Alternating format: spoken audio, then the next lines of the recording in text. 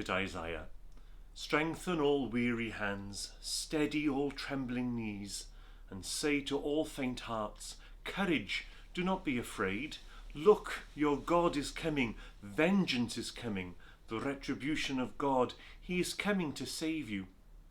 Then the eyes of the blind shall be opened, the ears of the deaf unsealed. Then the lame shall leap like a deer, and the tongues of the dumb sing for joy. For water gushes in the desert, streams in the wasteland.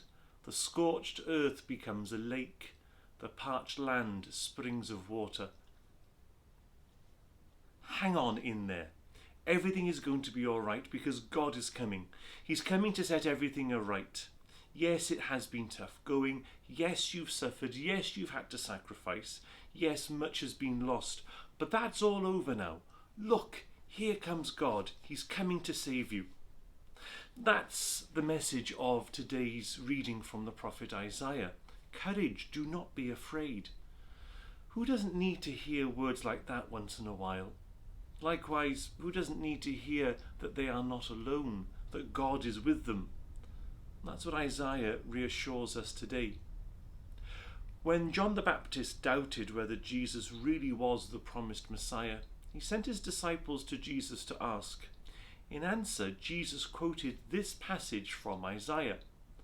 The eyes of the blind are opened, the deaf hear, the dumb speak, the lame leap for joy, and the poor have the good news proclaimed to them.